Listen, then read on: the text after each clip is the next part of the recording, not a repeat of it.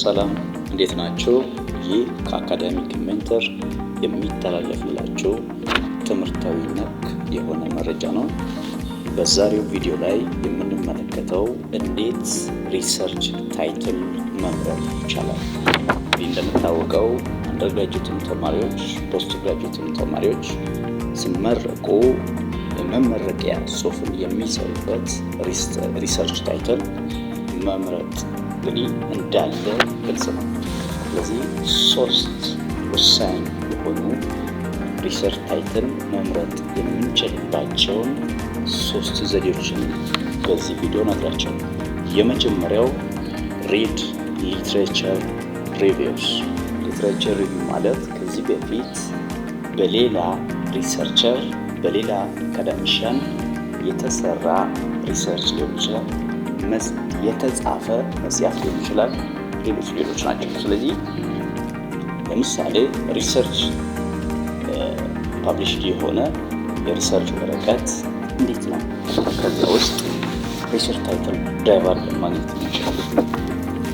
ይሰባል እንግዲህ በሪሰርች ማኑስክሪፕት ውስጥ ወይም ፐብሊሽ በሆነው በሪሰርች ወረቀት ውስጥ ቀጥታ ፔፐሩን ታነቡና መጨረሻ አካባቢ ኮንክሉዥን ጋር ትሄዳላችሁ። ስለዚህ ኮንክሉዥን ጋር ስትሄዱ ዘ ላስት ፓራግራፍ በዛ በኮንክሉዥን ውስጥ የመጨረሻ ፓራግራፍ ላይ ዘ ላስት ሴንቴንስስ ሪኮሜንዴሽን አካባቢ ሪሰርቸሩ ሪኮመንድ ያደርጋል።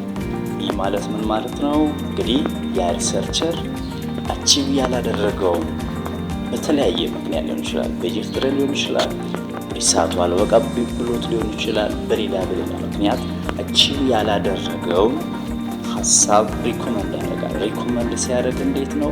ወደፊት በዚህ ዙሪያ ላይ ሰራ ጥሩ ነው ብሎ ሪኮመንድ ያደርጋል። ስለዚህ ያ ማለት ምንድነው? አቺቭ ያልተደረገ ነገር አለ ማለት ነው። ያችን ደግሞ ወደ ራሳችሁ ወስዳችሁ እንግዲህ አቺቭ ለማድረግ ሞዲፋይ አድርጋችሁ ያችን ታይትል ክሬት ማድረግ ይቻላል ማለት ነው። ሁለተኛውና ወሳኝ ነገር አስክ አካዳሚክ ኮሊግስ። እንግዲህ በዛ በሪሰርች ዙሪያ ላይ ጥሩ እውቀት ያለው ሰው ጠጋ ብሎ መጠየቅ።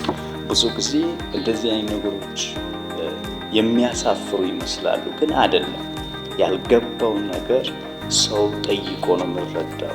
በሪሰርች ዙሪያ ላይ ጥሩ እይታ ወይም ጥሩ ፕሌንቲ ኦፍ ኢንፎርሜሽን ያለው ሰው ጠጋ ብላችሁ ብታናግሩት ሪሰርች ታይትል ልሰጣችሁ ይችላል። ሶስተኛው መጨረሻው ብዙ ጊዜ ይሄ ሶስተኛው በብዙዎች ዘንድ የምታይ ችግር ሊሆን ይችላል፣ መወሰን ያቅታል። እንግዲህ ታይትል ከሪሰርች ፔፐር አንብበን ልናገኝ እንችላለን። አካዳሚክ ኮሊግስ ሪሰርች እውቀት ካለው ሰው ማግኘት እንችላለን። ግን ምንድነው መወሰን ሲያቅተን ደግሞ እንዴት አድርገን ነው ሪሰርች ታይትል ድራይቭ ማድረግ የምንችለው የሚለውን ስንረዳ አቮይድ ብሮድ ኦር ቫጊ ቶፒክ። ይህ ማለት ምንድነው? ሪሰርች ታይትላችሁን ስትወስኑ በጣም ሰፋ ያለ መሆን የለበትም። ይህ ማለት ምንድነው? ባላችሁ ሰዓት ባላችሁ በጀት ተሰርቶ ሊያልቅ የሚችል ሪሰርች ታይትል መሆን አለበት። ይሄ ካልሆነ ሁሉ ነገር አድሬስ ማድረግ አንችልም። ውሽዳው ቱ ቢ ስፔሲፊክ መሆን አለበት። ስለዚህ እነኚህ ሶስት ነገሮችን በደንብ ማወቅ ያስፈልጋል። እንግዲህ ቀጣይ ላይ በሌላ ቪዲዮ እስክንገናኝ ደህና ቆዩልኝ። ለሌሎች ደግሞ ይህ መረጃ እንዲደርሳቸው ፎሎ በማድረግ ሼር በማድረግ ላይክ በማድረግ ቤተሰብ ሁኑ። አመሰግናችኋለሁ።